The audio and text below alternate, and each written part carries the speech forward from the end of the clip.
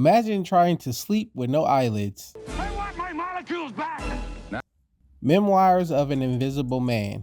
Chevy Chase plays Nate, a man who finds himself turned invisible after a freak accident. This film still holds up till today. I really enjoyed this.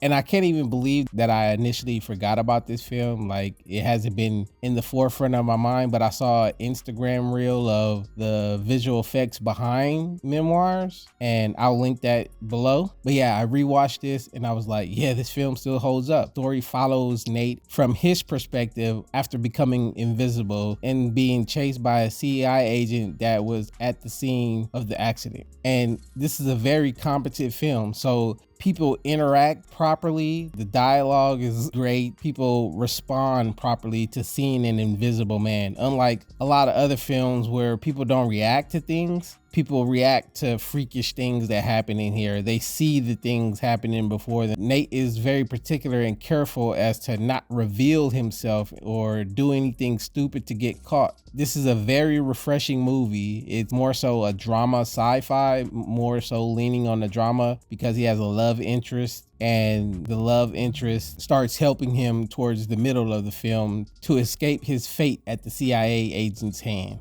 And it's, you know, typical CIA fashion. They just want to study. He wants to use him to do black ops type of operations. And by the end of the film, the CIA agent is thwarted and they live a peaceful, happy life. And I gotta say, the visual effects hold up till today. It still amazes me that this kind of technology was around back then. When it's used properly, practical effects and visual effects go hand in hand. Now, when you get to just going full-blown CG, you're gonna kind of lose the realism. Granted, in certain movies, it's just unavoidable, but in this one, it was a nice balance. And the comedy in here is sprinkled throughout, and it's pretty funny. You know, it's not a quote-unquote comedy movie, but there's a few comedy bits that I was like, oh, okay. Chevy Chase always brings it. And I like how the movie slows down enough to let you get a sense of what's going on in the character's head, what he's thinking about, how his life has changed and how he has to adapt. Like, he can't do certain things. For instance, he takes the time to think about how to adapt to this lifestyle, and he decides, hey, you know, I can't eat just regular food because it's gonna show, and only my skin and the clothes that the accident happened in are invisible, but my internals aren't. So in order to not freak people out,